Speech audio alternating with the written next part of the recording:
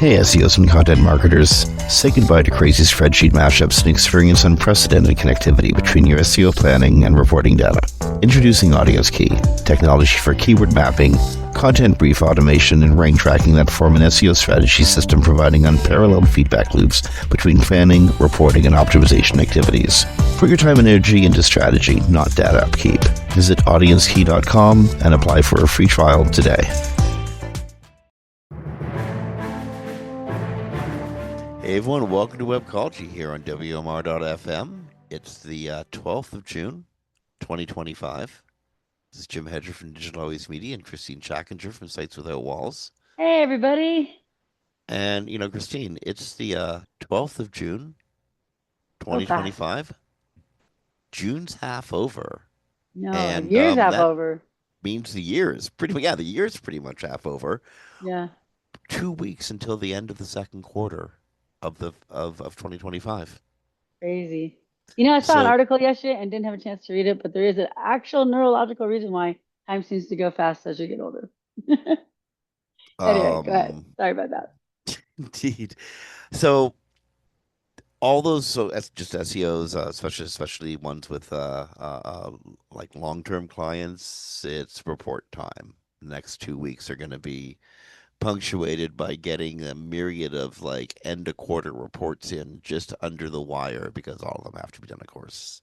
Just the weirdest thing about doing quarterly reports is they all have to be done just before the end of the quarter, but they don't make any sense because you don't have the analytics for the end of the quarter until the end of the quarter.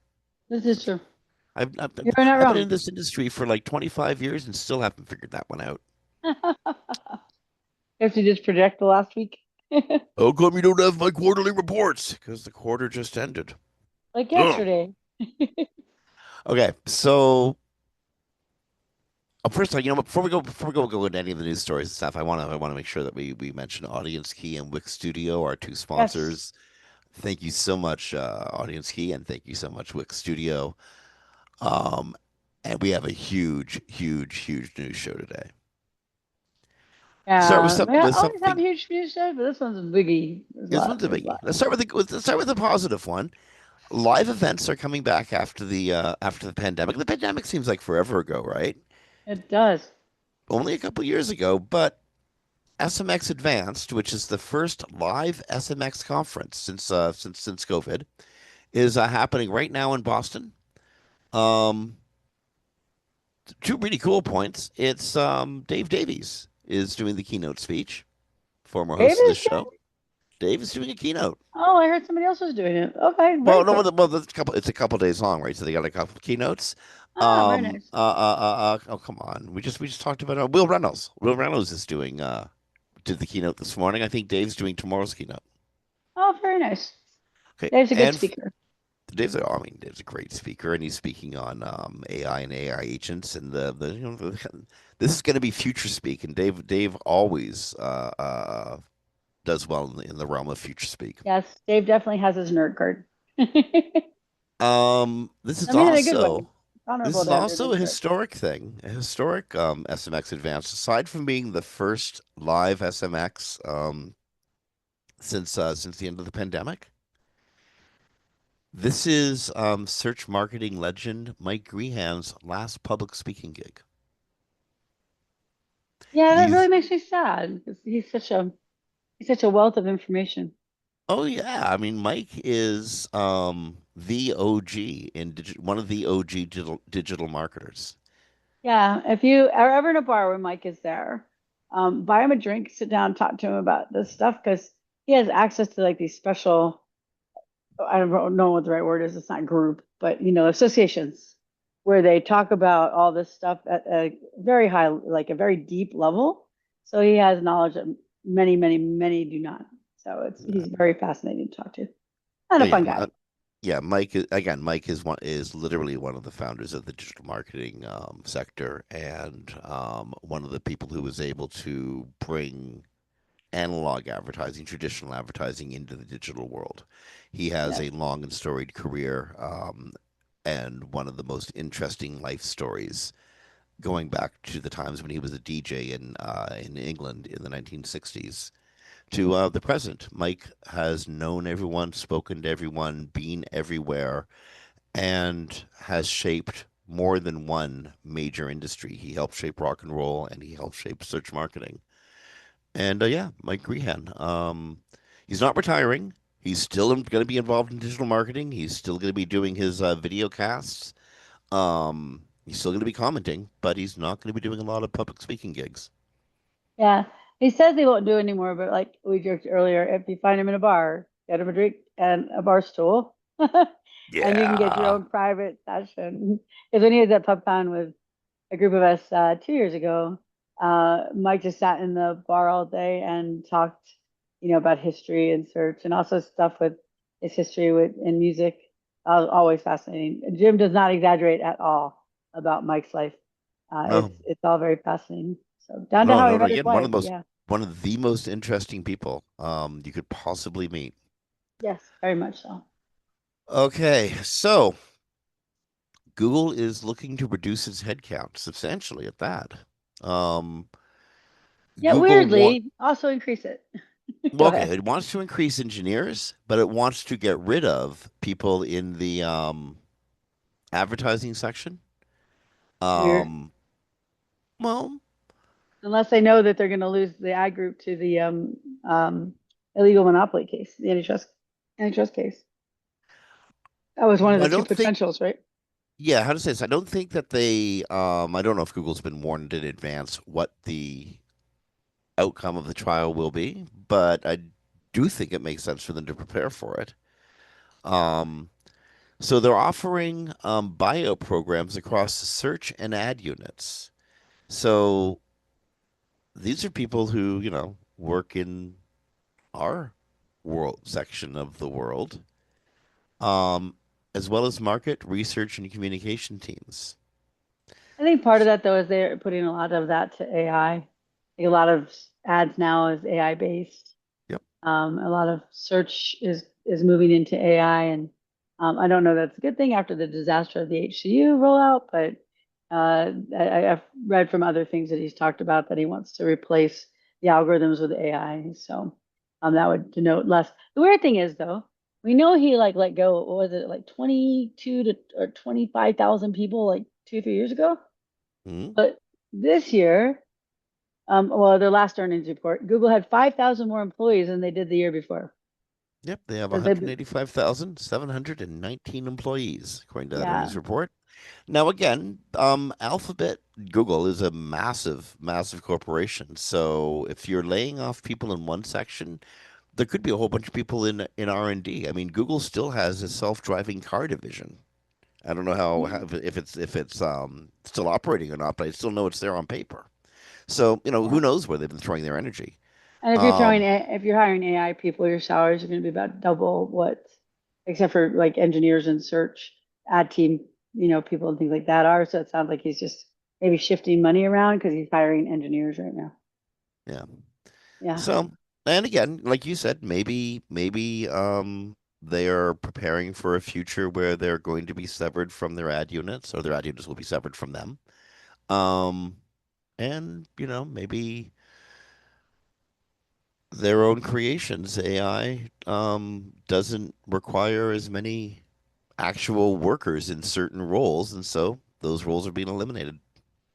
Yeah, at least they're offering them a buyout program and not just laying them off. So that's good. And it's a voluntary exit program right now with severance for US based Googlers. And they're also doing is giving them program support.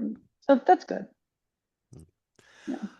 So it's been about a week and a half now.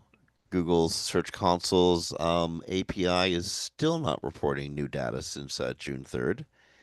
If you have a dashboard that is reliant on an API, advanced programming interface to feed the dashboard, then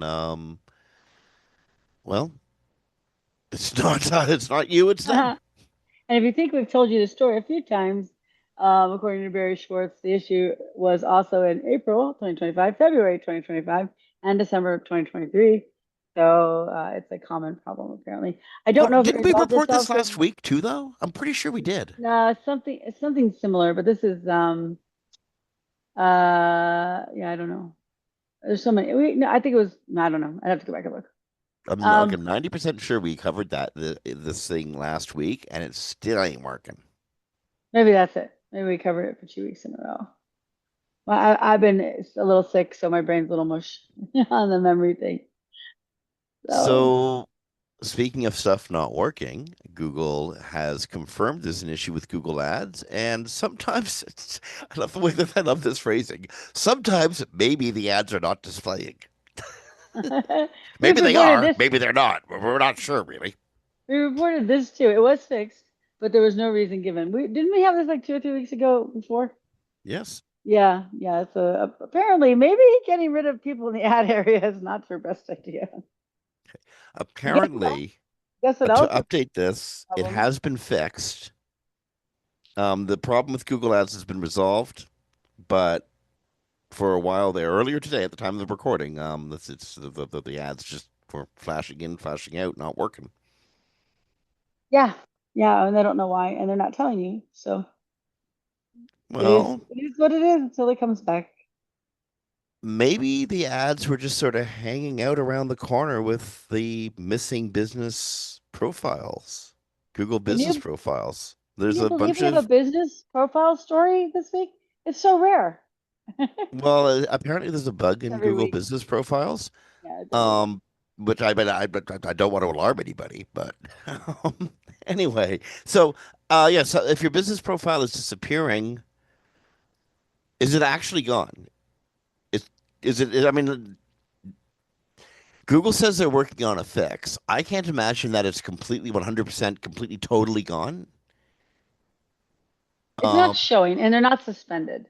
So this well, isn't then, like you're suspended and you're not getting a message. They just yeah, don't know but what's causing it. at this point, you're wondering, is my data still there?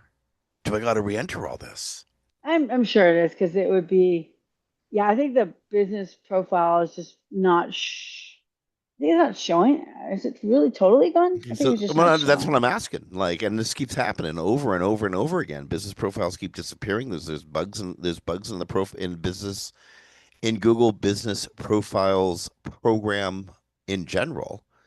Um, I'm curious, and this is I think an open question to listeners. Are you experiencing data loss? Yeah, it would be interesting though. I don't see anything in the tweets with the article or the article itself that says they are, but we didn't know How this would has you know? happened. Yeah, this has happened before, and this is actually a continuing problem because it was also last week that they're having issues with this. So I do not see any update that it's been fixed on Gary Berry's report on it. So yeah, that's interesting. I don't know. There's a handful of someone said over the weekend it appears a handful of GBPs have just vanished. Oh yeah, no, the whole thing's gone. You're right. Because it says they asked their partner company if they were accidentally removed, and they don't appear in their account lists either. So apparently they're just completely missing, but they're Now, not okay, now banned. So and don't worry, they're here's banned. are they completely missing though? Is there a backup somewhere? There has to be. Oh, I'm sure they'll Um, come back in full. The database is probably not corrupted. It's probably something and how the data is being pulled. I would be My guess. flipping out at this point. Yeah, If I'm I was glad. an agency running a number of profiles, Oh yeah, I can would you be imagine? freaking losing it. You have a bunch of Fortune 100s, and all of a sudden you're like, I don't know what to tell you. It's just not there. But the Yeah. good news, unless you have a letter that says it was suspended, your account was not suspended. It's just they don't know what's going on. Here's a weird one that I cannot replicate in my world. Apparently, Google Discover stopped discovering and stopped publishing. It Discover dropped itself, or you mean zero the impressions reporting, and right? clicks starting Yeah, the report. on Thursday, June 5th, or it's underreporting significantly. I'm not seeing that. Um, I do see one day where there's an annotation, but not a significant loss in Discover traffic. But apparently it happened. So Yeah, I haven't seen it either. It's just Google Discover reporting in GSC, correct? yeah, Yes. yeah. Yeah. Yeah. No, I haven't And seen again, any. there was I do see the annotation, but I don't see a loss of clicks or of impressions.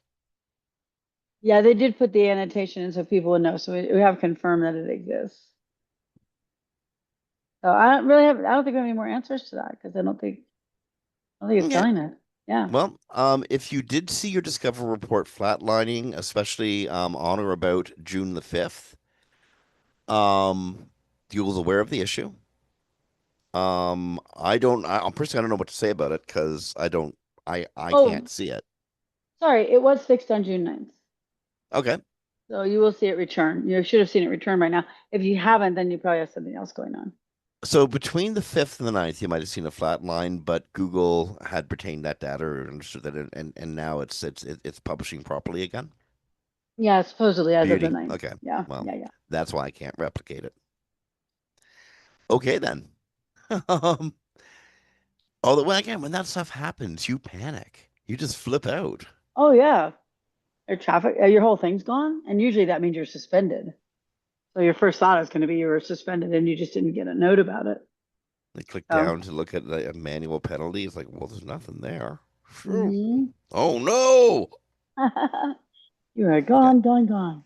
Speaking of oh no, we have to go down. You look into the abyss, you become the abyss. And don't look Only too one deep in bad America. story this week. Only one bad one.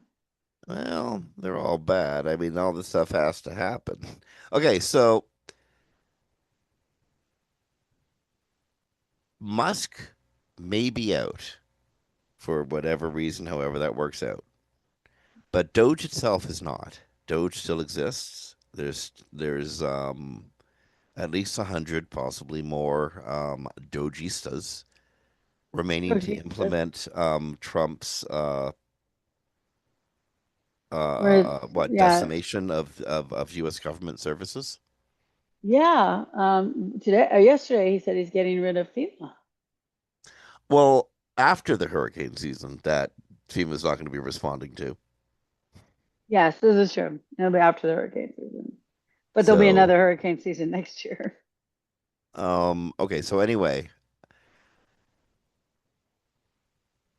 Yeah. So, ProPublica has identified 100 private sector executives, engineers, and investors from Silicon Valley, American big banks, tech startups, etc., who were enlisted to help the administration decimate U.S. government and U.S. government services.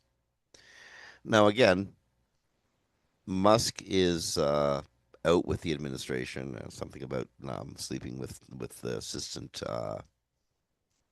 chief of staff's wife. I don't know. oh, that's not why he's out though. Oh, he was out. He was That's not fired. the reason. No, he Oh was fired. He no, was fired. he was fired. He got into a fist fight. He did too much drugs. He slept with the wrong people. You know, stuff you Yeah. don't do on the job. And Doge didn't really save any money. It actually cost us 150 billion, according to reports. So nothing he was supposed to accomplish. He accomplished. So when he asked to extend his 130 days, Trump said no, and that's when the fisticuffs happened. Is that why he got fired, or was it because Musk's Doge goons serendipitously transmitted reams of White House data over an unprotected Starlink Wi-Fi terminal installed on the roof of the White House? Yeah, this is a crazy story. Now, I have heard two What the versions f- of if they had any permissions or knowledge, and both are reputable um, publications. So I don't know which is true on the permissions part. But basically, they put a Starlink satellite Wi-Fi service from SpaceX on top of the White House in mid-March. They got sign off from the Trump administration, but against the concerns of security officials, of course. And then the officials in charge of protecting the communications were not informed of the installation ahead of time. So they just kind of put it up and like, hey, sorry, dudes, ask for permission or forgiveness, not permission. So it was supposed to address some dead zone connections in the White House, except that they believed that it was used to bypass White House security systems that track data coming in and out of the location, which is very, very common as part of security. And since Starlink doesn't require you anything, because you can just transmit the data without any record or tracking, they have no idea what's gone in and out of Starlink. I mean, it's just like straight up espionage if they find out it went to like Russia or something. So very weird, very kind of scary and spooky. But apparently, people were walking around the White House, and the Starlink Wi-Fi could just take over your connection. So they don't know what left and what didn't because it's not tracked through Starlink. So if if I read this next story correctly, what happened couldn't happen again because a federal judge Mm, has different basically story. said, oh, yeah, but does this not apply to this kind of data sharing? Okay. No, this just applies to the Office of Personnel Management. Like, when they went in with You their need a the scorecard to Doge keep up with this boys, I stuff. know, right? It's so much. Um, when they went in with the Doge boys and the Doge boys like put they put the hack in with the servers and all that stuff, and then Hmm. they funneled all the data. So the judge was saying that they can no longer funnel data like that. Okay, so will this slow them down, stop them, or help restore essential government services? No, but it should help prevent your data from being hoovered up. Of course, they're going to appeal it, so who knows? But the federal government's HR department, which is OPM, violated the law and bypassed its own cybersecurity safeguards by giving DOGE affiliates access to personnel records. A federal judge ruled Monday, issuing a preliminary injunction to halt further disclosures. And then they were allowed, I guess apparently they were allowed to get access to sensitive databases. And so the lawsuit filed by the government employee unions said that the employees were expecting privacy, and that's kind of how the law usually works. Like if I take a picture of someone in public, they can't expect privacy, right? Because they're in public. So Hmm. these people expected their data to be private because it should have been private. So they were able to get the injunction on that basis. And the judge noted that OPM records can be used to reveal intelligence connections regarding federal employees in sensitive undercover roles or to find federal employees who may be subject to threats or retaliation. The plaintiffs have no ability to opt out of having their information in OPM systems, and some OPM systems permanently retain information. So she said that they had reasonable expectation that privacy would be granted and would not be infringed. So she put in the block. We'll see what happens when they take it up to the next level of the courts because they will. So, Hmm. but right now, if you're worried about your data in OPM, they are not allowed to touch it. So, Okay. So you get it at the Office of Personal Management. yeah. At the risk of confusing listeners, we were talking about OPM and Elon Musk in the same sentence. We are not insinuating any drug use whatsoever. Oh, yeah, yeah. No, no, not OPM. No, no, no. OPM. We would never insinuate drug use and Elon Musk in the same sentence. Except the Or stuff he's admitted to. no, even that I don't believe. Like I just because he said so doesn't mean it's true. And the whole eye rolling into the back of your head thing while he's just standing there. I don't know. Could be ketamine. Or maybe just lazy eyes. I don't know. Well, I don't know. Maybe he's just terribly brain damaged That's it. and Possible. not admitting it. I mean, who knows, right? Okay. Well, this the we're stepping out of dystopia and back into the real world, but you might Dystopia. know it because we're talking about WordPress. Um, Another dystopia. well, kind of. Yeah, I This is a think. lot more hopeful because this is Yes. an environment where you can stand up to City Hall and you can fight back because we're talking Yeah. about open source technology, a massive community that's often bigger than its own creator, right? Right. And for those who don't know, you can go back through our program list that met Mullenwig last year was a year ago this time, wasn't it?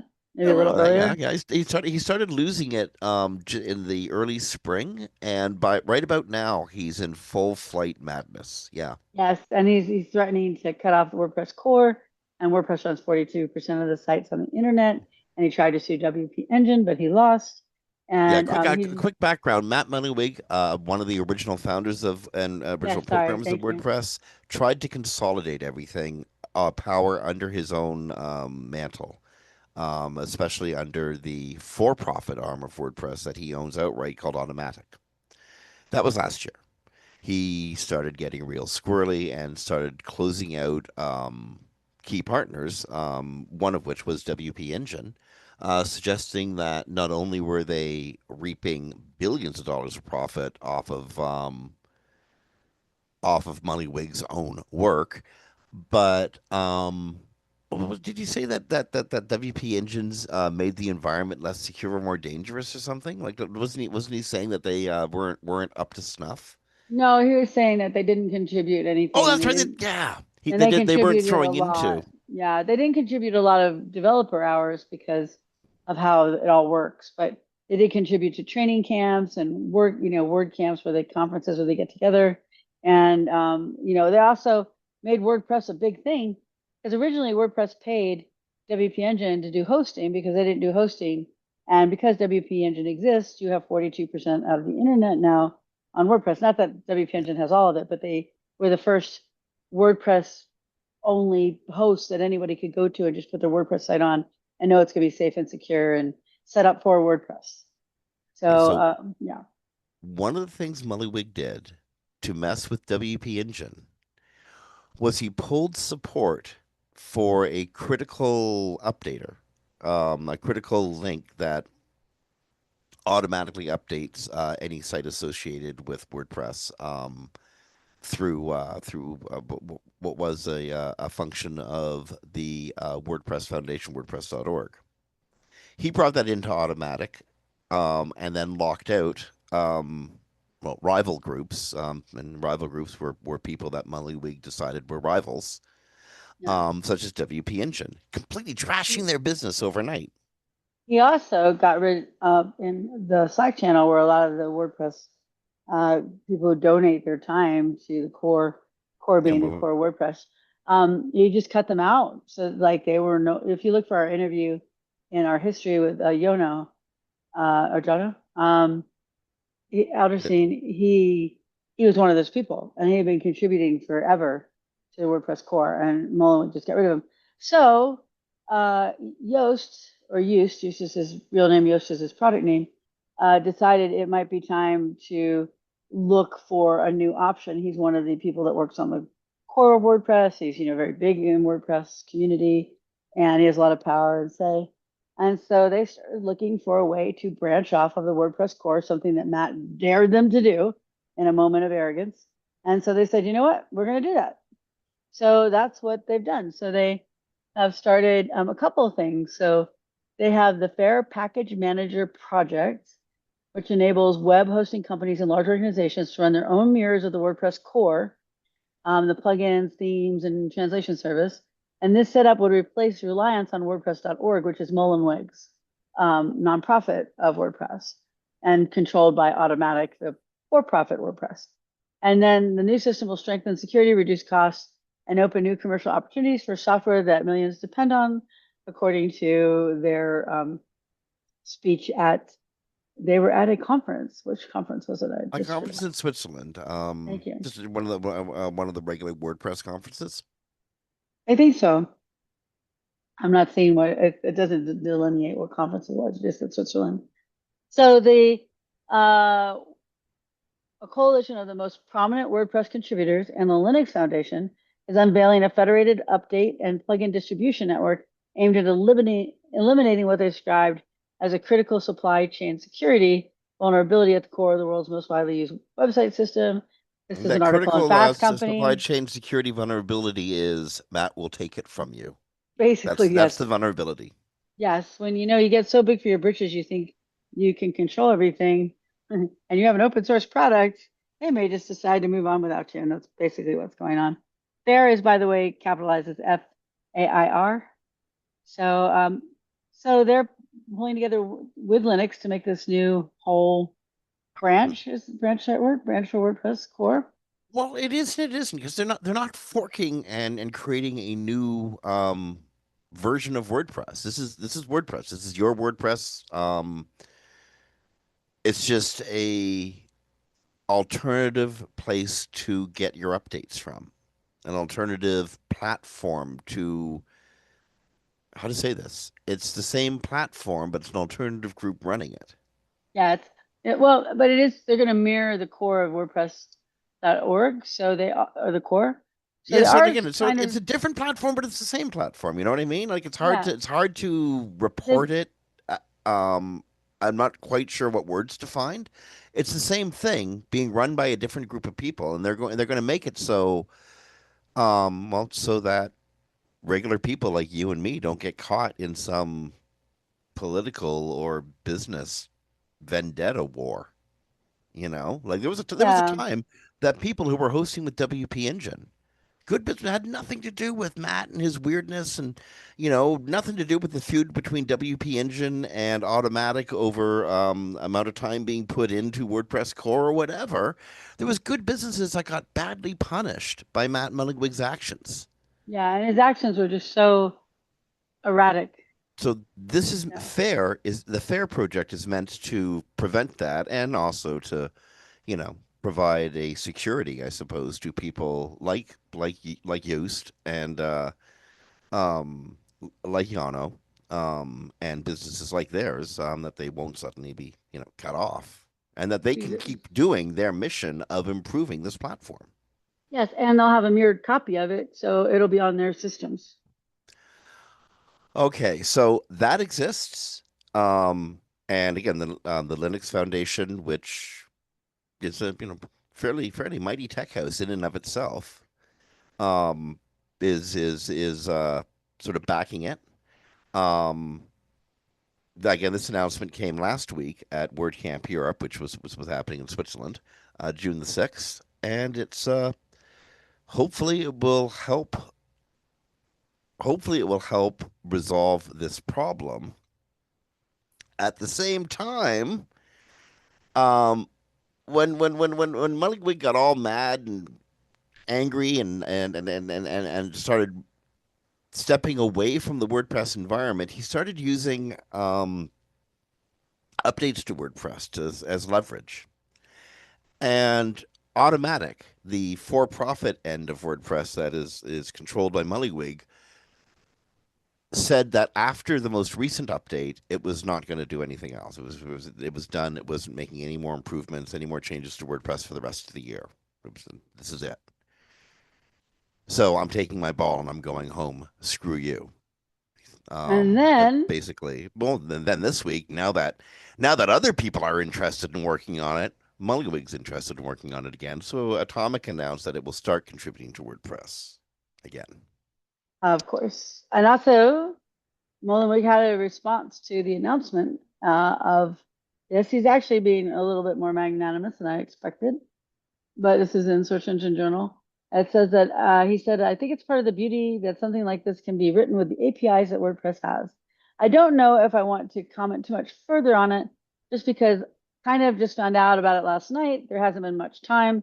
There's a lot of code and complexity. I do wish if the team did want to collaborate or the team says we want to be transparent and everything, but it did sort of drop as a surprise. It was worked on in secret for 6 months, but we can work past that and look at it. So, and then he does go on in his answer about the federated repository, and he says what are the challenges they're facing, and basically is it secure? Is it getting updates? You know how many sites that are hacked from the out-of-date plugins, et cetera, et cetera. And they're now up to 72,000 plugins. Actually, I would think it'd be more, to be honest.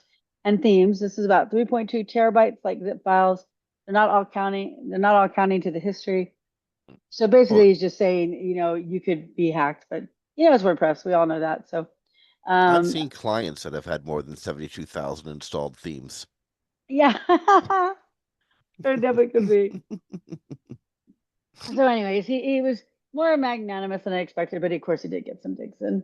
We'll see how it goes from here. Yeah.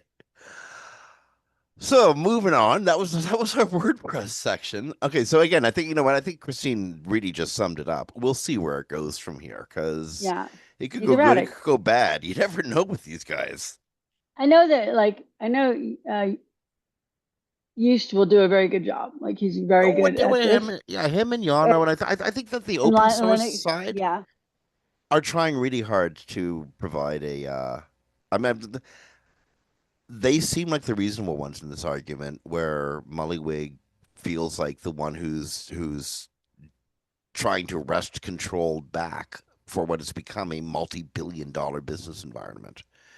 yeah, I don't he know is. if we're looking at the story right or wrong, but that's I can tell you, that's how it feels reading everything I've read. No, I think it's correct. I saw actually the exchange on Twitter. I think it was Twitter when you said something to Mullenwig about perhaps making a new branch or taking WordPress in a different direction.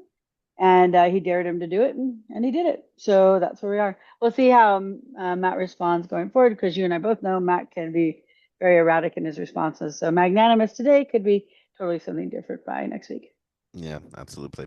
Yeah. Okay, moving on. Apple did some interesting research.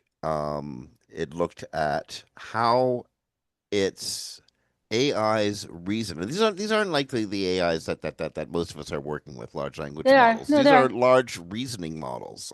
No, they're the same ones. The study was But on the same ones. Yeah, they use the same ones. They studied OpenAI 0, 1, and 3, DeepSeek R1, Claude 3, 7, Sonnet, and Google Gemini Flash Thinking are the ones that they looked at.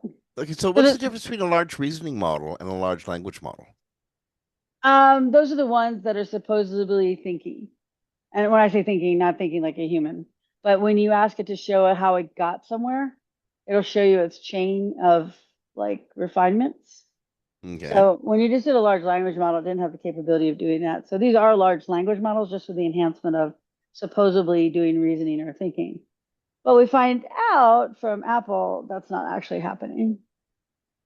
Well, the So more complex the problem, the more likely the chain of thought is going to just collapse into itself. yeah, so basically once they get to something complex, it'll often just give up or it will collapse on its own. The thing is that the items in this uh, the items in here in this paper aren't new. It's just that Apple's saying it. So the paper is called The Illusion of Thinking, and Apple Research finds AI models collapse and give up with hard puzzles. So they used items that weren't trained on also to do. So like a lot of times you hear like, oh, they passed the bar with like 96%, right? But then you find out later they trained on the bar. So it should be able to do that, even if not even better. So the problem is that a lot of what is supposedly the test is in the training. So Apple actually did tests outside the training with these puzzles, and it found that like on simple tasks it was moderately good, but on anything to medium to hard and especially hard, it would just collapse on itself. It couldn't figure it out, and it would just generate junk. So these are thoughts that are not new to AI industry because I follow them every day. But the fact that it's an Apple paper published, and I believe in a peer-reviewed journal, I'd have to double check on that. That it has more weight than before. That's all. So The story that you're quoting was reported both in Mashable and in The Guardian. These are the two sources that we have for it. yeah, So, um, the story's got credibility. Something I find really interesting in how you reported that though, when trained specifically in the field, for instance, when trained on whatever state's bar exam, the requirements to pass the bar exam, the LLMs tended to perform extremely well, provided they were given that specific training. right. That's kind of what Yeah, we do with lawyers, right? kind of. We But give what them really specific training, and through that training, they should be able to pass the bar, where a layperson wouldn't be expected to at all. true, very true. And if you Okay. could like, if you had a didactic memory and you could read everything ever written about the law and then remember it all, like in your memory store, and then you could just reproduce it, then you probably do just as well. So on the Guardian was a little bit more specific on some of this. So just to clarify a little bit, so the Apple researchers have found fundamental limitations in cutting-edge artificial intelligence models in a paper raising doubts about the technology industry's race to develop more powerful systems. They said in the paper that the large reasoning models, an advanced form of AI, or really machine learning, face a complete accuracy collapse. So that's what they mean by model collapse. So when it goes into like the highly complex problems, it just no longer is doing any of the quote reasoning anymore. I hate when we use human words for these things because they're not actually thinking, they're not actually reasoning. But it was if it was low complexity, which is the test, right? It suffered less of this issue, but the more complex it got, the more likely it was to have complete collapse and be unable to generate any sort of detailed reasoning process that broke down into smaller steps, Well, in which is many what it ways, does. that does make sense. If you think about how a large language model will confidently give you an answer, which incidentally is prop the answer. How to say this? The answer the large language model gives you is probably statistically correct based on the characters that are supposed to come after the words that were used to Mm-hmm. compose a sentence. So, in a weird way, the answer is actually correct, just not necessarily to the question that was asked. Um, but if you are doing reasoning, you're putting a whole bunch of thoughts together, a whole bunch of different factors together. And if two or three or more of those factors are slightly kind of or really, really, really wrong, then I think that the line of reasoning will break down as just start getting thought paths that have to lead you to a dead end or a contradiction or it's because, the some of the input was wrong.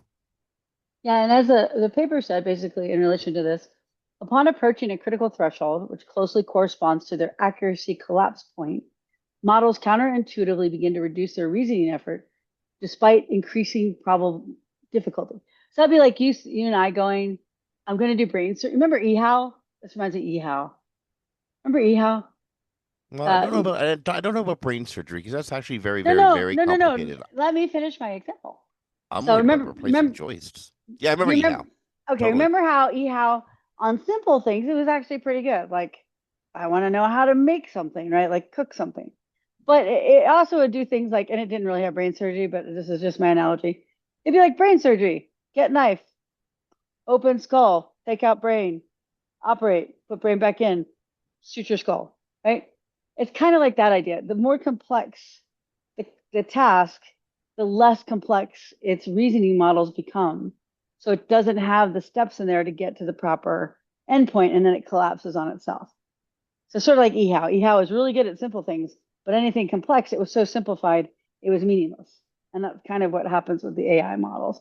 And Gary Marcus, who, if you're listening to this and you're not following Gary Marcus, you really should. He's one of the originators of the large language model, of modern large language models. He is a critic of AI hype, appropriately. And he said that this was a devastating finding from the Apple paper for anybody who thinks this is going to evolve into other things, because they wanted it to be AGI originally, and we know it can't be that anymore. But Gary said anybody who thinks LLMs are a direct route to the sort of AGI that could fundamentally transform society for good is kidding themselves. So this model is just sort of like, I mean, this report was sort of like taking all the things that have been coming out in smaller reports and kind of put it in a big one and just said all those things we've been saying in the smaller research moments, it's all true, and there is not getting better, it's getting worse, and it's not able to be a better reasoner. I don't know what the right word is because I hate using the human words, but um, it's not good at that, and the more complex it gets, the worse it gets. So like originally Microsoft had said, this was a published comment, that they're going to replace most of the programmers with these models, right? And originating like back 2 years ago, 3 years ago. But they have found over time that they definitely can't do that. And then they made that statement. Well, most recently they said they're not even sure that they want to keep them for the developers, because the developers spend more time fixing what it does wrong than just coding themselves. And they're finding it's taking more time and lessening their productivity. So the problem with large language models is the more we go forward, the less that they do right. Their hallucinations are bigger and more often, and now we know that their complex reasoning is also collapsing. And it's called generalizable reasoning. So apply narrow conclusions more broadly. I'm sorry, I just going to read this one thing from the paper. These insights challenge prevailing assumptions about LRM capabilities and suggest that current approaches may be encountering fundamental barriers to generalizable reasoning. And that's it. I'm sorry. We're not forbidden. Um, I think some listeners who are using AI to create apps and create apps on the fly might want to think about how complex programming at Microsoft is and the level of interoperability necessary at Microsoft. Because I know Kristine, many AI users' personal experiences will contradict what you said. There's a lot of people who are out making, fast and dirty apps and actually improving their own personal games, their personal productivity. But again, if you're programming at Microsoft, just imagine the complexity, the added levels of complexity um, involved in making any product there. It's like anybody will tell you, and I've said this before, if you're coding with these models and you do not know how to code, you shouldn't do it because you don't know what it's putting in there that could be bad and make the app vulnerable. But if you're already coding and it's helping you, that's great. But when you get into the complexities, the more complex the code, the more difficult it is, the less these are helpful and the more they are erroneous. So you just have to be careful at that level. But if you're a good developer, you already know that and you can validate the code yourself, from what you know about coding. So but they're not going to replace Microsoft's programmers anymore. That's for sure. No, very likely not. Not not this year at any rate. Next No, well, year, these, again, who knows? yeah, they'd have to have a big like breakthrough because what they're saying with this paper is it's not getting better, it's getting worse, and we Hmm. don't see a way to make it better because the hallucinations they can't fix. They've accepted that, and so the hallucination issue is there, and then the complexity problem is there. But again, it is an emerging field with some of the best minds in the world on it, so they could have How a did breakthrough. humans? How do humans account for Cliff Craven? You know, the loudmouth at the bar Yeah, who just is an expert on everything and comes out with half the stuff he says is right and the other half is crazy. How do humans account for Cliff Craven? account for. Shaming. No, just by shaming them, by looking at them straight in the eye and Oh saying, "Dude, yeah, that's yeah. wrong." Yeah. I imagine there's going to be I have no idea how many levels of fact check that'll have to instantaneously happen as AI starts constructing its responses. However, all of that costs money, all of that costs energy. The thing that puzzles me about AI the most isn't the mistakes it's making. This is evolutionary. I mean, it's going to screw up. I remember the early days of computing, and I mean, the early days of computing was a gong show compared to the ease of use today. What weirds me out is I just don't see how anyone's recovering the amount of money being invested in They're this. not, and that's the thing. I think that people should be aware of that. 'Cause I And see a people should lot be of people. wary of that. Yeah, You because have people you are have the richest people in the world developing stuff with zero hope of cost recovery. That's right now. that's the story here. I do believe originally they were hoping to replace employees, and that's why they're putting so much money into it. And they thought it would get to AGI for the first year, and then they knew after the first year it wouldn't. But yeah, I think that you have to be careful if you're putting all this money into AI services, right? You are having to base that, most companies, on somebody else's tech. And this tech may or may not be here in a couple of years for the most part. I mean, it'll still be at Google and it'll still be at, Microsoft, but it may not be here in any large like number of companies because they can't make the money back. I mean, when you talk about Facebook is opening up 3 nuclear power plants to fund this, it's, I mean, not fund it, I'm sorry, to supply the power for it. That's insane. Like, how many nuclear power plants do you need for a city? Right. So the amount of cost sunk into this and the amount of power needs and the inability to actually really make money because you're $20 or even if you're paying a 20,000 for deep research, which I say just buy, just hire researchers. Um, they're not making it, they're not making the money back. I think maybe OpenAI said today they had like 9 billion in revenue, like maybe for the first time revenue positive. But the industry has to make 860 billion a year, and they're at 50 billion for the second and third year in a row. So we just see the smaller companies are probably not going to survive in the next 2 years. So unless they're breakthroughs. Breakthroughs are always the big changing force in a startup Well, environment. this might be a breakthrough in and of itself. At least it is for me personally. Chatbots need more information, more books, more pieces of writing to learn from. They're going, okay, this is I love this.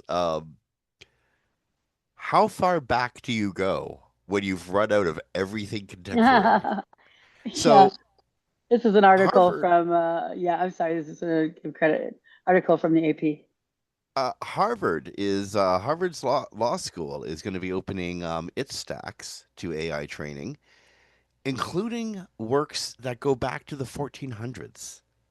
Okay, here's my question though. The Here's my question. 19th century, the 1800s. I mean, so what I'm looking forward to, Christine, is chatbots are going to be literate.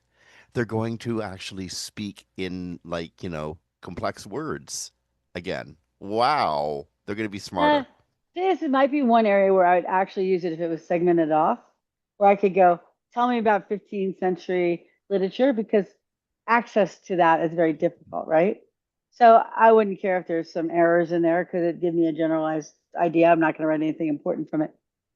But my question is, like, if you use ChatGPT, it uses delve a lot. And it uses the word delve a lot because it was trained in Africa, and the people in Africa in that area where it was trained by the humans when they did the refinement use delve a lot, right? So I use delve occasionally, but most people don't use the word delve that often. So are we going to get 15th century like words in our sentence structures? I mean, I have to imagine they have to keep that training somewhat separate, right? One thing we are going to get is LLMs that are going to become, for want of a better word, conversant in um, how to say this, in the evolution of philosophy, the evolution of law, the evolution of thoughts in agriculture. Um, how to say this, knowing all the laws in the world today, all the laws in the U.S. criminal code, knowing or the Canadian criminal code. Knowing the laws is one thing. Knowing why the laws were made and the precedents that were set, the laws that were set beforehand, where these laws came from and how they evolved over time, that's quite different. And I think a Well, quite a richer body of knowledge. I'm actually looking forward to AI learning why we do what we do. but remember, they don't analyze that way. Yeah, and they don't So, actually learn. And like I'm yeah, using anthropocentric words because it's easier. I can never say that word. Yeah. But yes, yeah. So I do think it's interesting. They could summarize. You could say, summarize this work from the 15th century or 16th century, or tell me the founding fathers, their writings. But you have to also be aware that a portion of it's not going to be correct. But I am curious if they train on all that language, how does that appear when you're interacting with, say, ChatGPT? Does it suddenly start adding these and thous in there, or does it add the sentence structure from that time? Suddenly Chat GPT becomes Yeah, totally pretentious, right? Starts talking like a exactly. 19th century aristocrat. Thou were, thou worthy, right? So it'll be interesting to see what happens, because I know from somebody who worked on large language models, they only can change what comes out of them, and it's really hard to change what goes into them. They do a little of that, but not a lot. So it'll just be interesting to see what that will be like. So Okay. So last month, Wikipedia announced it was going to experiment with AI generated summaries of its articles.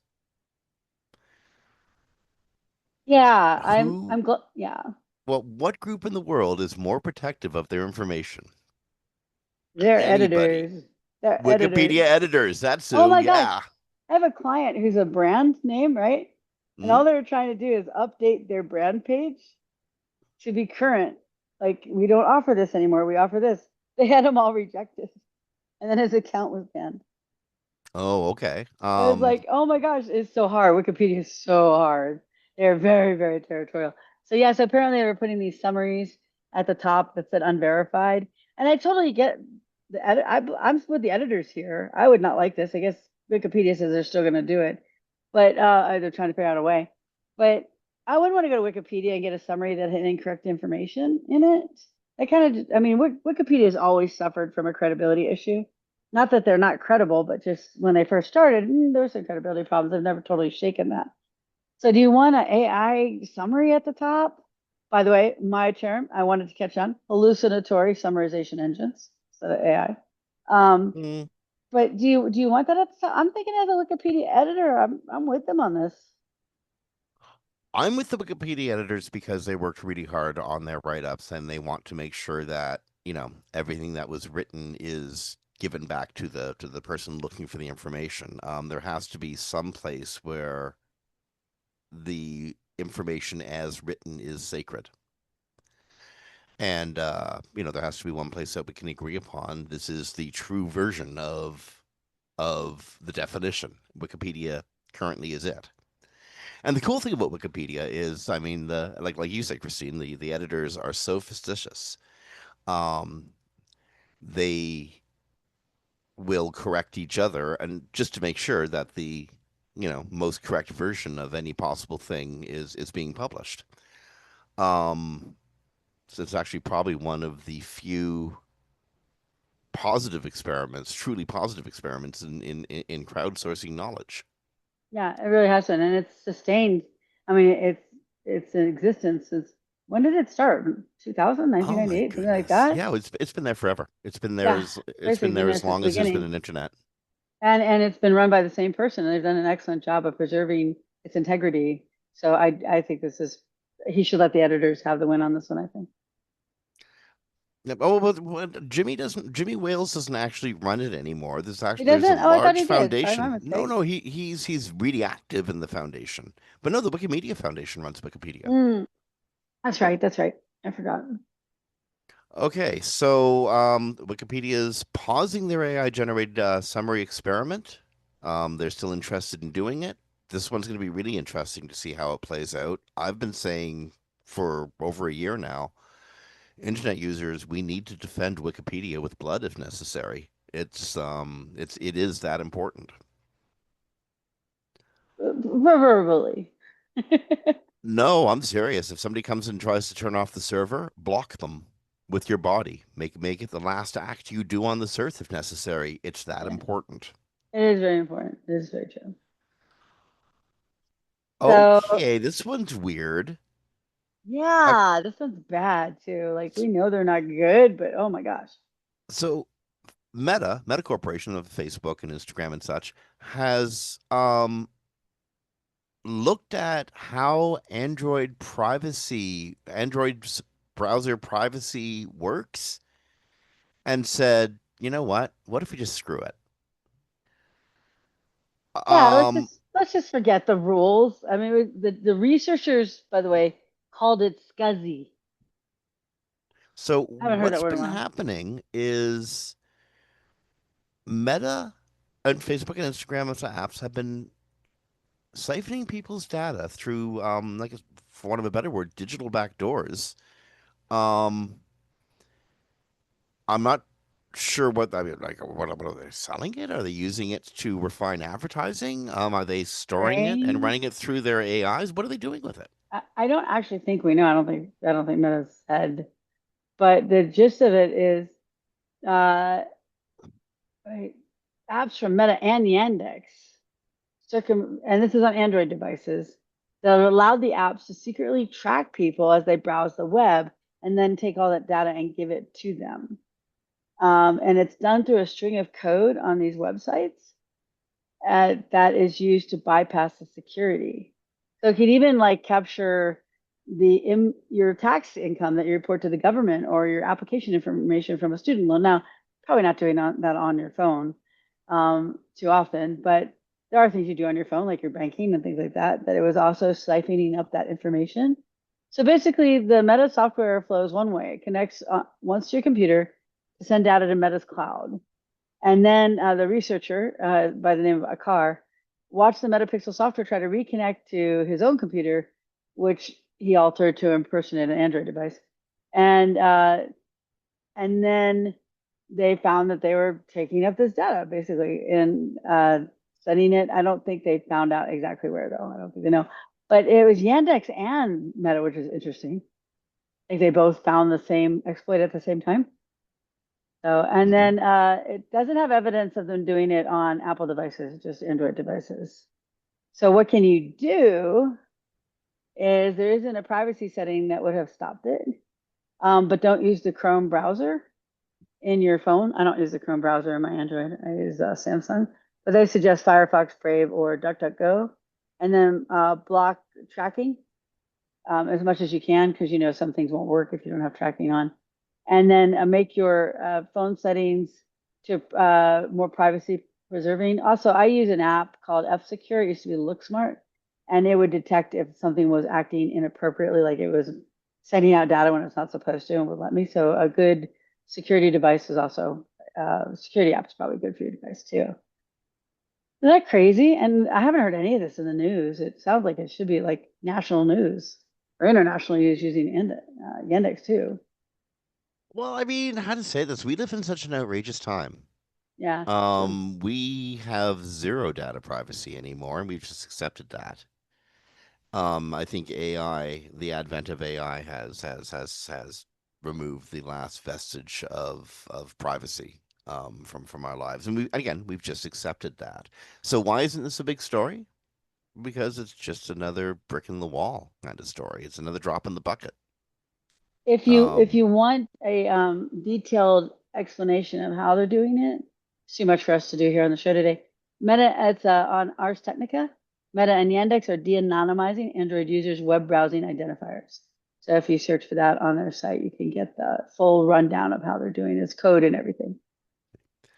So everybody wants you to use their AI. Microsoft has a free new AI generation video tool. And not only that, they got videos to show you how to use the video tool. It's real easy to use. You can make videos. Yay. Well, also you can they're giving you free access though to Sora. Is that how you say it from Yep. OpenAI? So you're getting free Hmm. access to that as well through Bing Video Creator. So you get some chance to make some free videos. I will Uh, say I'm not big on the AI stuff because you know I like stole everything to get the training. But there have been some great videos about these times being made with AI that I have to say I have thoroughly enjoyed. So I, for what it's worth, I remember living through the meme world where it's, stolen image. The web is built on stolen stuff. And it's actually one of the worst mistakes we made in the very beginning was normalizing yeah. the idea that if it's on the web, it must be free. Seriously, we we Well, we did this to ourselves in the earliest days when we all wanted stuff for free, and that became the template that the corporate it that the did, but big houses went with. people had control over whether they offered it for free or not, though. Like paywalls went up over publishers. This case, people didn't have any option. They didn't even know what was happening. So my example of this is if I went to a bookstore and I had the money to buy all the books, and then I created little, Cliff Notes versions. I forget what you call them in Canada. And I opened up another bookstore and I put it right in front of the first bookstore. We And you call had to them go. Cliff Notes, and that was a You call them something business else that too, though. we also had Cole's Notes. Coles Notes. Um, So anyway, if you had to go through the new bookstore with all the summaries and to get to the old bookstore, chances are most people are just going to buy the summaries from the new bookstore, and that would be illegal and shut down the minute you try to do it. But because it's on the web, we just kind of went, oh well, yep. they stole it all, but I can make cute And animals and write poetry, so yeah. So so Microsoft is retiring PubHub. I'd like to say that name 5 times fast. PubHub, PubHub. PubHub, Sounds like yeah. bubbles. PubHub, So PubHub. this was a tool that publishers could use to help get the documents into Bing search engine and help monitor their documents progress. And But news. it is now gone. It is. Well, it's closed to new submissions. I think it still exists for a little bit, Yeah, but well, it's gonna be gone eventually. Like if yeah. they're not taking new submissions, they're not going to be updating or upkeeping it or anything, eh? No, they didn't affect your rankings in Bing News, but they did affect you getting in there. But now you can just use Index Now. Mm-hmm. And Index Now it's already written into like certain systems, like WordPress has Index Now. You just have to turn it on. And Index Now is like a protocol that every search engine that uses Index Now gets all that information at one time in an instant. And it's basically like we are a news site and we just publish these 10 stories. Please send it out. I can also use it to remove content as well. Google is said to be in testing, but they've been in testing for like 2 years, so we don't know if it works with Google or not. But it's a really nice tool. And so if you're worried about PubHub, don't, because this is better than PubHub. And you can just Mm-hmm. use sitemaps to make it happen along with a little bit of code. Okay. So, ChatGPT sources Wikipedia. Gemini and Google AI overviews source Reddit. I found that interesting. Uh, this is a study from a group called Profound of OpenAI's Chat GPT and AI overviews, Perplexity, etc. The study shows ChatGPT mostly sources info from Wikipedia, where Google and Perplexity turn to Reddit. They looked at 30 million citations across the three different platforms between August 2024 and June 2025. And almost 50%, 47.9% of the time, ChatGPT's top source citation is Wikipedia. Google AI Overview's top source or citation for answers is Reddit at 21% of the time. Perplexity's top source or citation for answers was also Reddit, this time at 46.7% of the time. Um, Reddit, YouTube, Quora, and Wikipedia are the order that Google tends to go in when sourcing.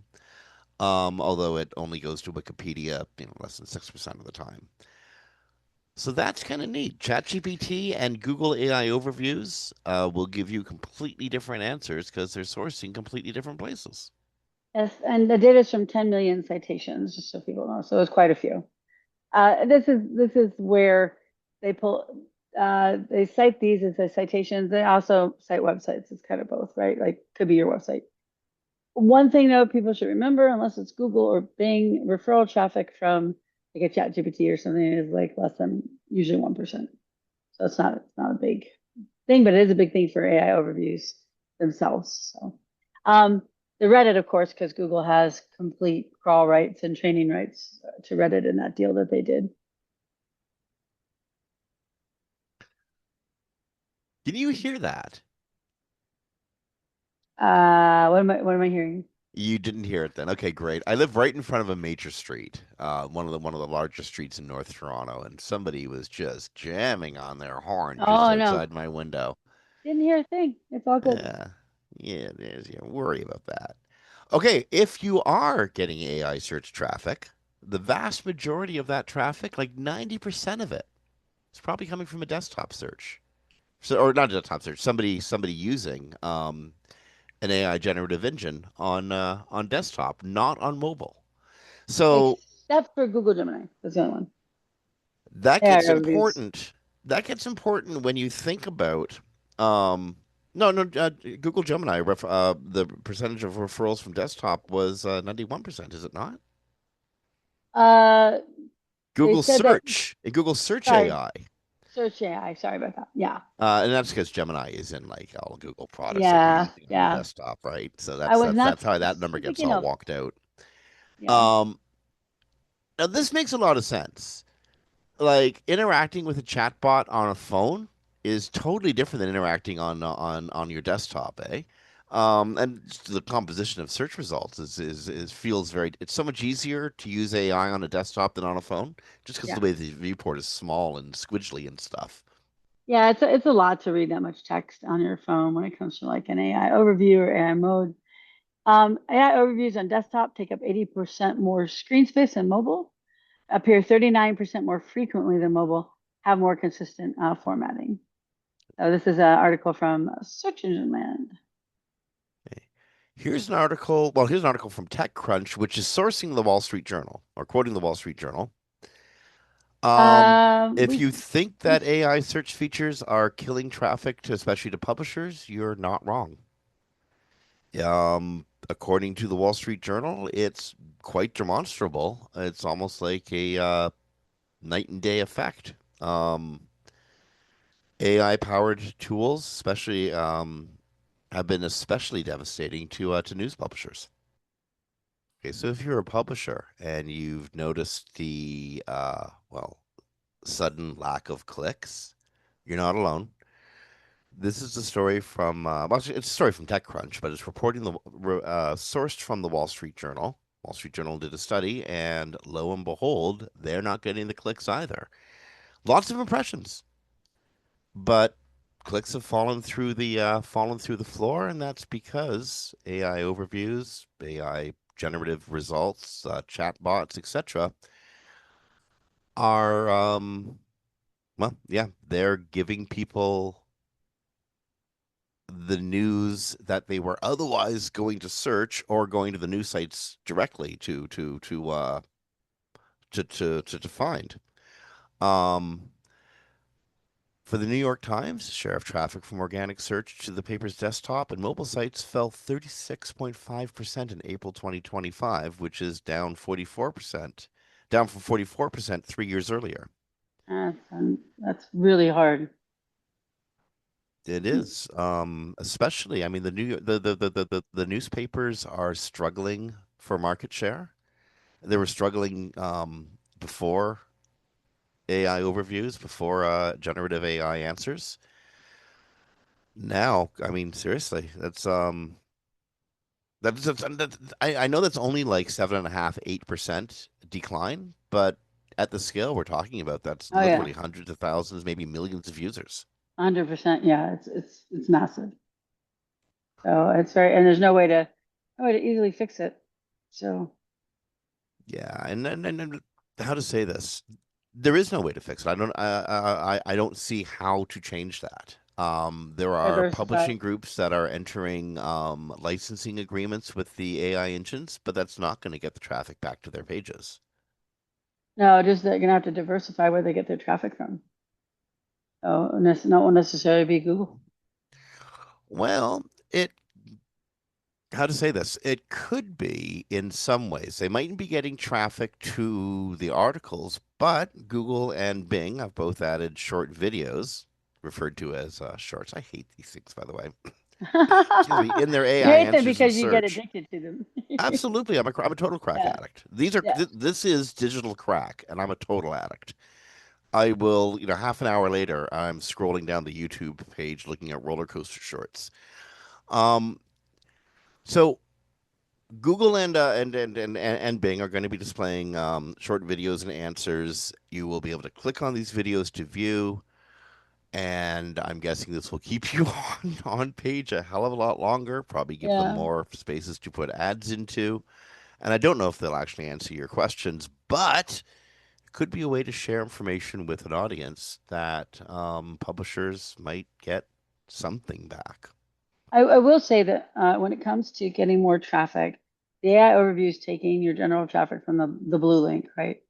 But there are other properties in Google like Shorts or like the hidden gems, which comes from Reddit and LinkedIn and Quora.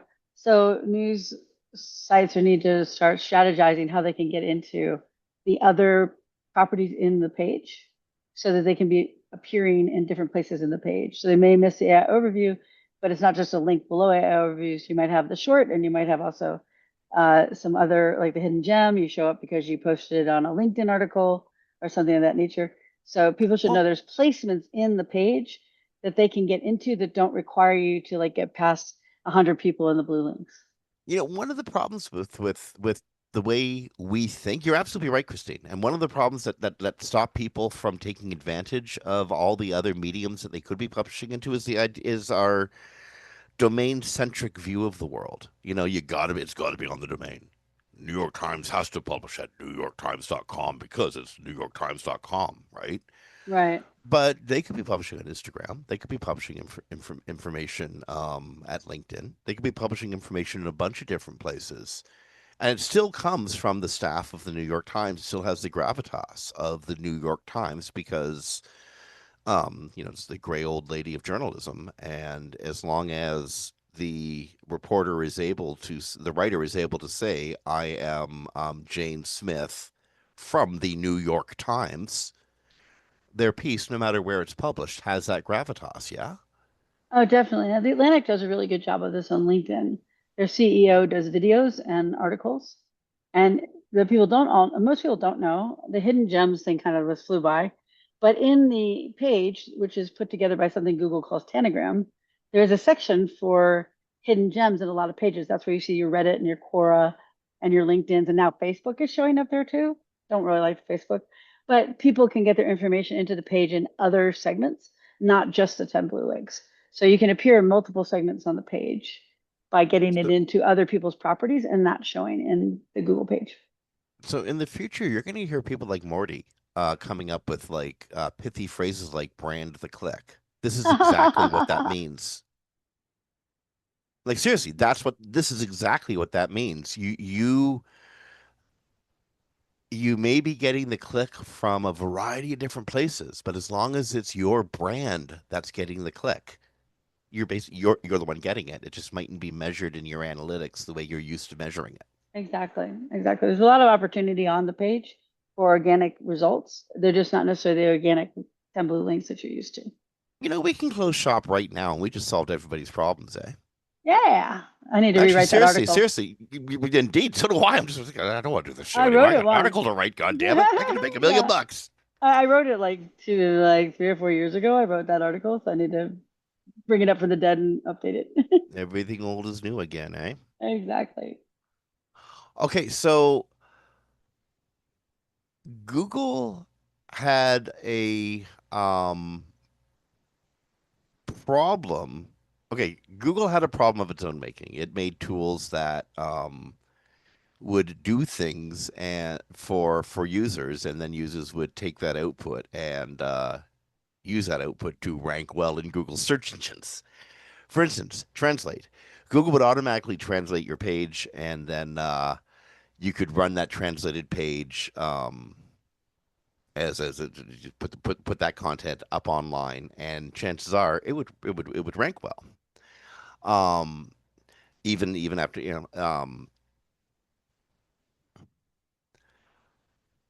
how to say this? Google had a pro. Can we just do this whole segment again? I fucked up the introduction at the beginning and worked myself into a corner I couldn't get out of.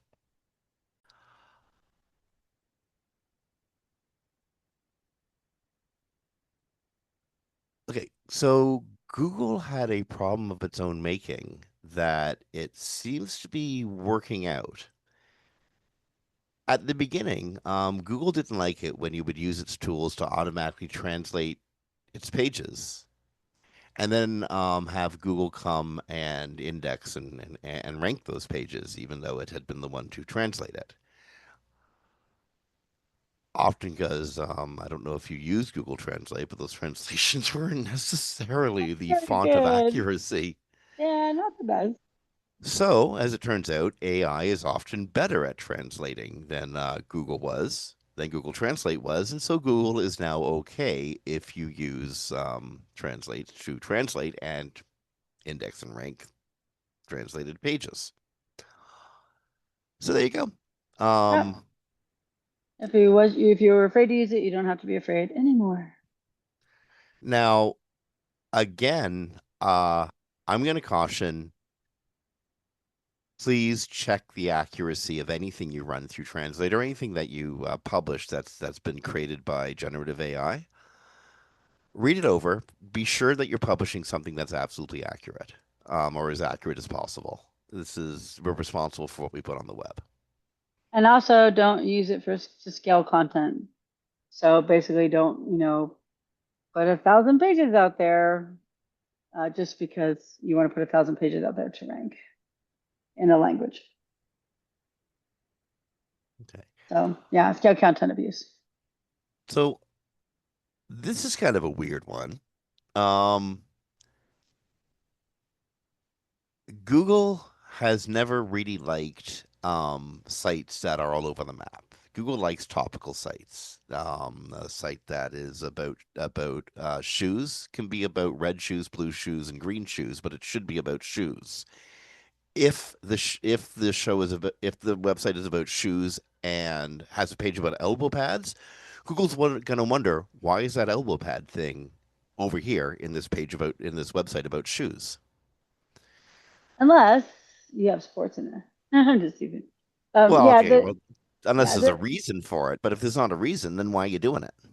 yeah, Google's basically just looking for people that are making content for the sake of making content. So you can have things that aren't necessarily grouped together as long as it makes sense, right? So I can have a site about clothing and then a site about sports gear because they can be related. I'm probably not going to have a site about clothing and how to mine gold. I live in an area where they do that. So, because they're completely unrelated and you're just trying to put the content up there to get traffic to your site based on search queries that you looked at. Yeah. So So that's what they're basically saying. Yeah. Be topical. Stay. How I hate the phrase "stay inside your lane," but Irrelevant. yeah, stay relevant to Yeah. what you're talking about, and you'll probably do better than if you're all over the map. Remembering that Google wants to look at your domain holistically. It doesn't want to look at a bunch of pages just sitting there floating in space, right? Right. Um,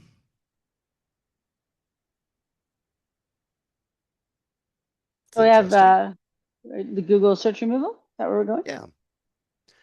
Yeah, it So, sounded different from the title than it actually is, but go ahead. well, what's in a word? Google has changed the wording of some of its search ranking documents. One of them, the removal-based demotion systems, has changed the wording from high volume to significant volume.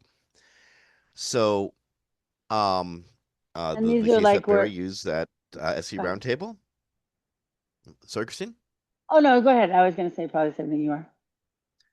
um, you no longer need a high number of documented cases of valid copyright removal requests. You might just need a significant volume. Here's the question: what's the difference between high and significant? They do not tell us. I mean, I'm awfully significant both ways, if you ask me. Yeah, I think, maybe if it's like, it's hard to say. I probably need a little more time to think about it, but basically, like, high volume could be, let's say you'd copied product descriptions from a site, and then you didn't realize they copyright all their product descriptions because they handwrite them. Uh, that could be a high number, right? Like you get a high number of remove all these because they're copyrighted protected and you weren't allowed to take these. But a significant number, I think, could be just something like a law site puts out its white papers and legal documentation, and the site's like maybe 50 pages, and you've taken like 30 pages of their white papers. And now Google's like, yeah, that's significant. It's not high, but it's significant. So So something like that. basically, Google's using a word to basically say we're making the call here. We'll say Yes, what it is. pretty much. Yeah, pretty much. And also on personal information. So, like do you remember those mugshot sites Hmm. where they were everywhere? Remember how they used to come up all the time? And then Google devalued those, right? And demoted them because of the personal information associated with having a mugshot doesn't mean you're convicted of a crime or anything. It just means you have a mugshot and you could have been totally innocent. But anyway, so those kind of things, personal information removals are also in this change. So legal removals and personal information removals and legal removals are almost always copyright. Okay. Google's testing out a new label um, about it used to say sponsored result. Now it's going to say learn more about sponsored results. When Yeah. you sorry, No, I said yeah. That's basically it. when you click on learn more, the link will take you to a page that explain how ads work on Google search. So it's not like this is another way to get you to click on the advertise. This is actually Google trying to explain to you why you're seeing this, why it's appearing here, and I'm guessing make you as a potential advertiser more comfortable with the concept of these ads. Yeah, probably. And also gives you a chance to validate who's running them. If it looks sus to you, you get a chance Yeah, to that verify was, that you it's know what, Christine, that was my very first thought. I was trying to be as charitable as possible when looking at the story and thinking, why is Google doing this? And my first thought was, you know what, they want to give their users more transparent information about who is buying what ad for what reason. And then it occurred to me, nah, this is Google. They're doing it because it'll make them more money somehow. well, probably, That's where I yeah. went. I don't know. But you're also more likely to click on it if you believe it's a valid group, valid people running the ad. There, which incidentally makes them more money. Yes, Google is definitely about the money train. Google's testing adding product tags to photos within a Google local carousel photos. The tags are overlaid on Explore through Photos. Yeah, it's interesting. It's like basically it just over like the I don't know exactly how it chooses them, and I don't think the article knows either because one of the photos is of water in a place, and it says Adidas Forum Low CL White Blue Men. So you want to be really careful that you name your products well. But I don't see anything related to that there. But basically, it just puts the layer over your yeah, because this is a liquor warehouse. So I'm not really sure why they're there.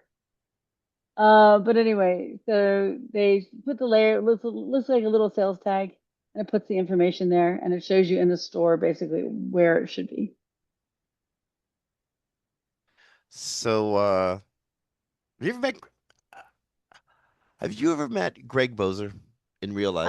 Oh yeah, I used to take Greg's SEO 101 course always, not course, but talk at PubCon. And after I was in the industry for like 10 years, he's like, "Why do you keep coming to my SEO 101 talk?" I'm like, "Because I learn something new every time."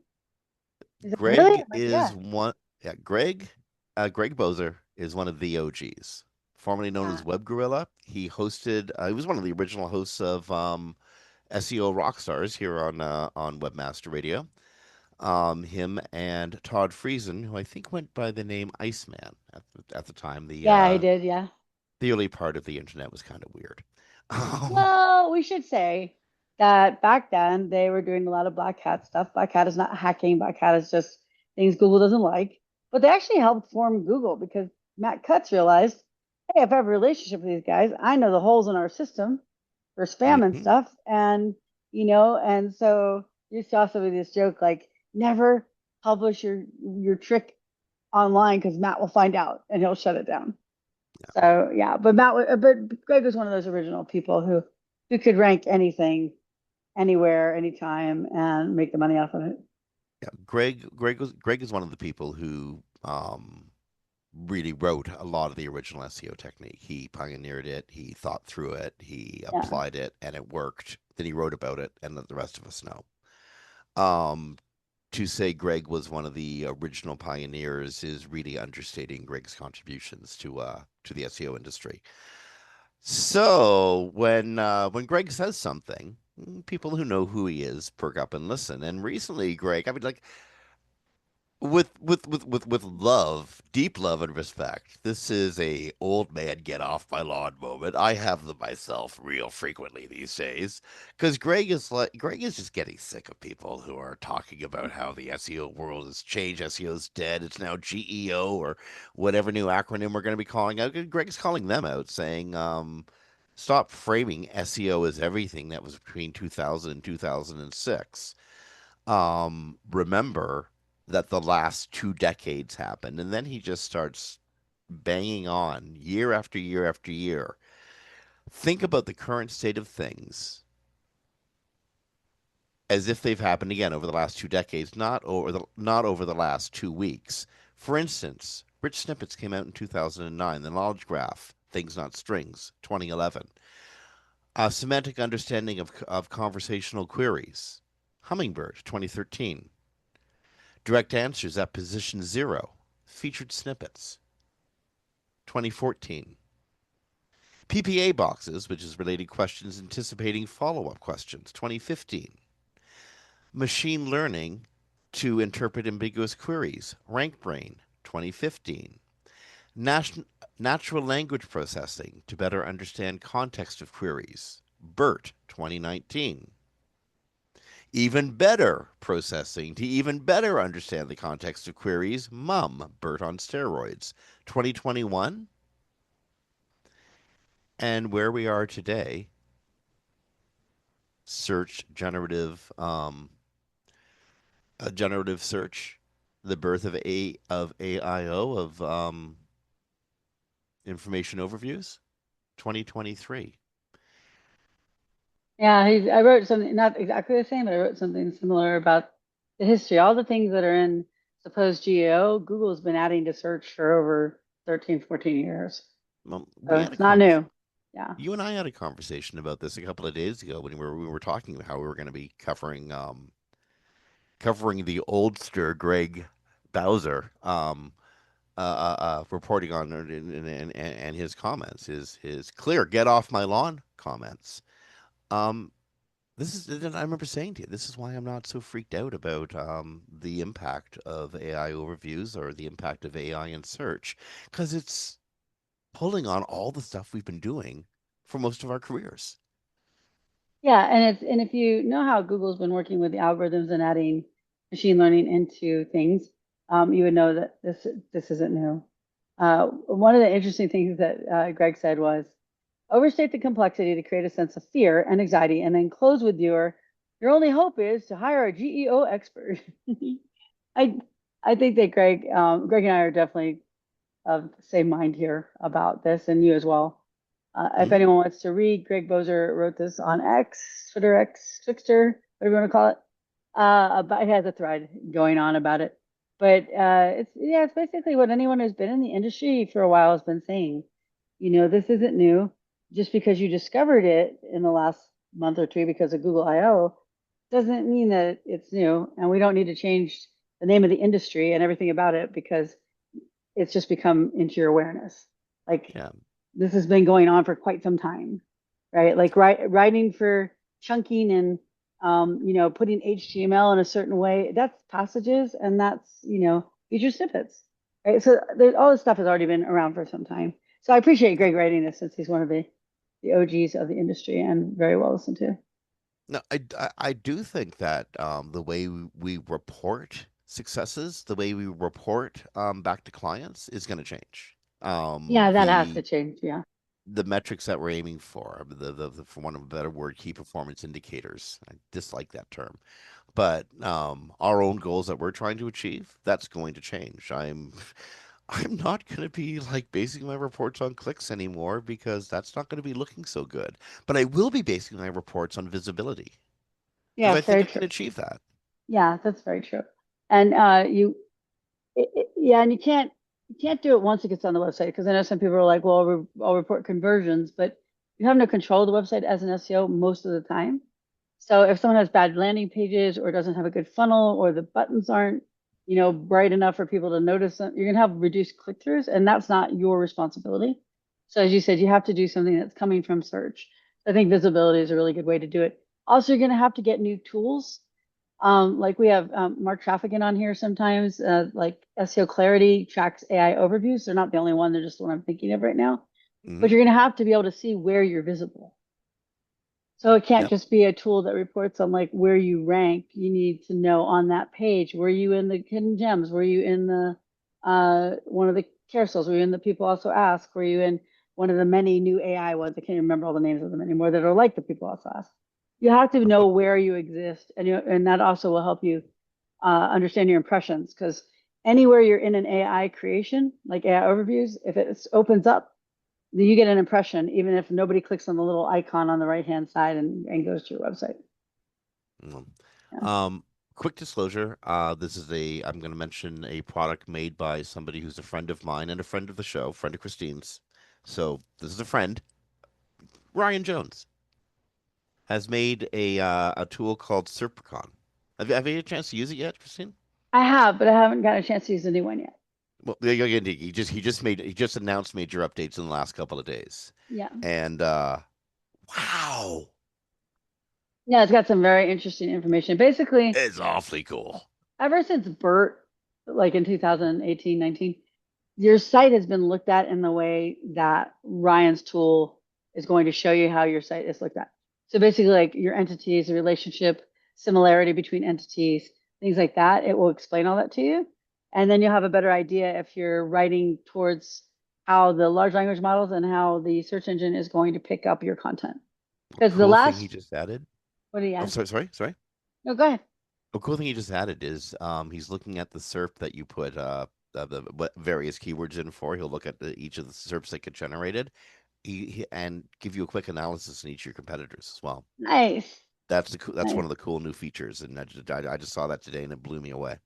And just a reminder to everybody, the last sort order of the search results is not your ranking factors. The ranking factors establish the first sort order. The second is the neural matching. And that means the entity and how they match the search query. So when somebody's looking for something, does Google in its database understand that these things are matched and how closely are they matched? And his tool will help you understand how that's working. So it's really awesome. By the way, I have to just do one thing. We did not read the title of this article by Roger Monti for Bozer. And it says, Mhm. respected SEO Rockstar deconstructs SEO for Google's AI search. And I said to Jim, I'm like, SEO Rockstar. And I forgot he had the show SEO Rockstars. So, but I thought that was one Okay. of the best titles of the week. Are good. And and for what it's worth, he is also still respected. Oh, very much so. Yeah. He But just has just been barely, quiet. Greg. Pull up your socks, buddy. Yeah, he's been quiet for a while. So it's nice to see him come out of the woodwork for this. Well, I mean, Um, like seriously, dude. I mean, webmasters never actually retire. no, But Greg's retired from the public eye because I mean he's done it. He's it done could it all, be. right? Yeah, it could be. He didn't need to do anything else. Okay, So, real quick, we have we're some gonna quick get some stories. fast Yeah, stories. because we've been on a really long time today. So Um, Microsoft is trying to make Windows 10 as crappy as possible because it doesn't want to support Windows 10 anymore. In fact, it's going to stop supporting Windows 10 as September. does True. that use a Mac? Anyway, go ahead. It is crapifying Windows 10 even further by filling up its calendar with Bing spam. Yes, it's like it has specialized theme days, which a lot of calendars do. But when you click on the theme day, it launches the Edge browser and performs a big search of the event, and then it gives you the information, and you cannot turn this off. So I imagine I would get very irritated when I go to click on something and accidentally click on a special day, and Yeah. it's like, no, I needed to see my meeting at that, no, not the special day. So anyways, you cannot turn it off, unfortunately. Okay. And Google Business Profiles. If you notice that the ad updates or ad posts is changing back and forth. Believe it or not, this is not a bug. Google is just trying to see which one works better. yeah, very simple. Okay. Google search tests stock level colors. So when the stock level is out or when it's not, they added red and green basically to the stock level colors. These are not new stock Also, level. like product stuck. Do they does Yeah, the merchant have this or not? yes. And Ah, so if it's green, it's in stock. If it's red, it's out of stock. It's just a little bullet. But it'll make it easier to identify quickly when you're looking at the page. So I don't think we have to say anything more about that. Google okay. gains markup support for loyalty and membership programs. So this is when you're shopping, you have your loyalty card or your membership card. You will be able to see information related to that. So it'll tell you like the pricing and stuff based on if you have a loyalty and membership card. Must be in your structured data though for it to pick it up. And if your customer, if your client has a loyalty card, you include this in your markup. Yes, Absolutely do this. 100%. Also, they removed online events. So if you're doing online events through structured data, it no longer will function in They Google as they said they were anything. depreciating that a few weeks ago, didn't they? Events in general, but they weren't as specific as to remove completely online events. So Hmm, okay. yeah. So they said something about deprecating events, but they weren't as specific. I also updated recipe structured data. This is something that we covered a few weeks ago. I guess they're just reminding us that they're doing it. Google This ads at one's the funny. bottom. Yeah, what's And I that? Go like I ahead. like I like what they wrote actually. Google's clarified that the image property in recipe structured data doesn't necessarily influence the image that they're going to choose as a text result. Yes, As a text thank result you. image, it's not like anybody was like paying attention to the stuff you put before the recipe anyway. So it's not like you're Yeah. losing anything. Skip. That's Google's Okay, fault go though. go go. Yeah. Ad at the bottom of the map. So when you get your map pack, there's an ad at the bottom instead of the top. No, fine, whatever. Yeah, yeah. Yeah, no strong feelings on that. Then This YouTube. one is weird. I don't know how I feel about this one. Well, yeah, YouTube has loosened its content moderation rules, but it happened in December. They just didn't tell anybody. So the new rules encourage site moderators not to remove videos that break YouTube's code of conduct, which bans nudity, graphic violence, hate speech, and incendiary misinformation, if the videos are considered to be in the public interest. They have to be in the public interest. So I can see that, right? Like you want to show something that happened in the world and there's violence in there. They would ban that, even though it was a legitimate reason to be posting it. Uh, and they're Define what's in the public interest, though, because often I think That's what's in the hard. public interest is Google making money. Yeah, that's true too. YouTube considers content concerning elections, ideologies, movements, race, gender, sexuality, abortion, immigration, censorship, and other issues part of the public interest, according to the New York Times, which viewed the training materials. where the change was outlined. So basically, a lot of things you used to not be able to do, you can now do. And I believe, I have to check, I believe they can even be monetized. So here's, So yeah. YouTube goes porn eventually? Um, yeah, I mean, I think that's going to be public interest on that one's going to be really low. But Oh, could there I'm pretty be? sure public interest in that's going to be awfully high, to tell you the truth. That's true too. Um, but like they said in, yeah, I don't know about the point. That's an odd one. I think we'll have to look deeper into that one. No pun intended. Or Um, we could just sort of leave it and see what yeah, happens. I could just Okay. leave it. Well, I'm sure we'll Because I hear. mean, I know exactly what's going to happen. People are going to push the envelope as far as they possibly can, and either Google's going to pull back or they're not. That's what's going to happen. But I guarantee you that users are going to push the envelope.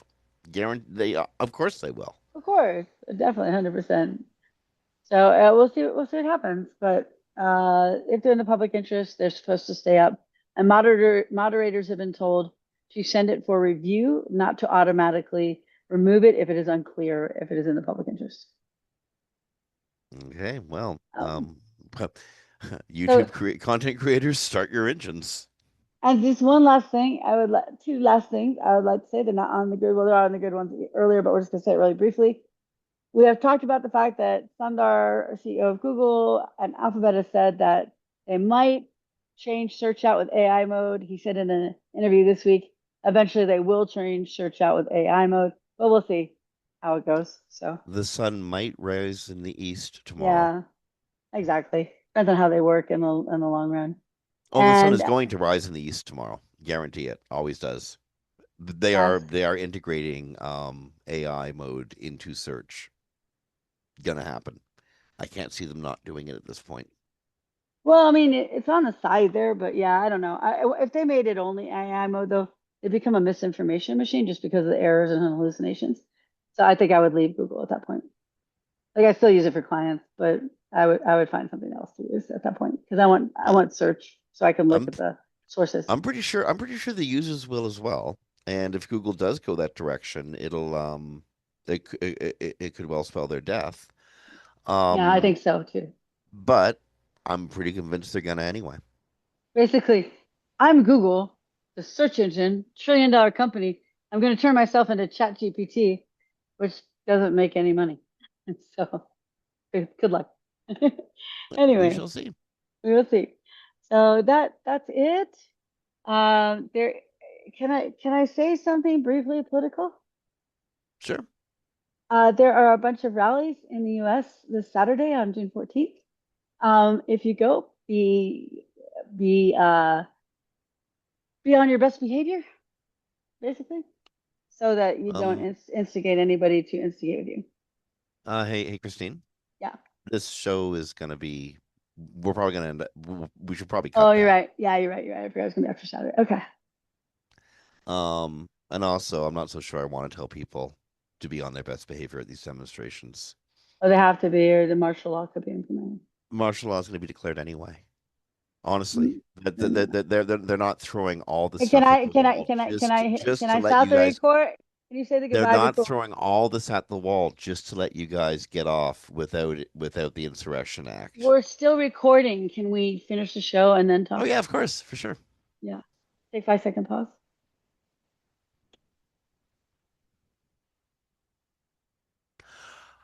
So that's pretty much it. I think we've gone full circle on that.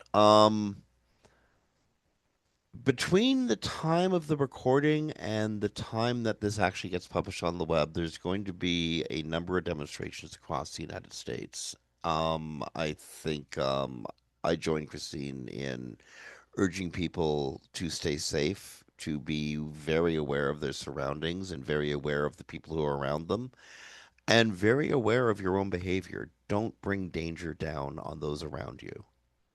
And if you see people bringing danger down on you, you might want to leave the area. Yeah, Be exactly. safe. Know what's happening around you at all times. I really hope that we're reporting to the same society next week that we're reporting to today. It's going to be a very interesting and very transformative weekend. And also, have some fun. because they can be a lot of fun. Lots of music, Well, drums, good things like that. So hopefully you had some fun too. uh, no matter who you are or where you are in the next little while, please stay safe. Please Yes. stay loving. Please stay patient. Please give everybody around you a break. Everyone is stressed out right now and tensed out. Clients, give your service providers a break. Service providers, give your clients a break. Um, Rank well, respect each other, be cool with each other. And on behalf of Kristine Schachinger from Sites Without Walls, this is Jim Hedger from Digital Always Media. You've been listening to Webcology, recorded live to podcast on the 12th of June, 2025. Be well. We'll talk to you next week. Bye, everybody.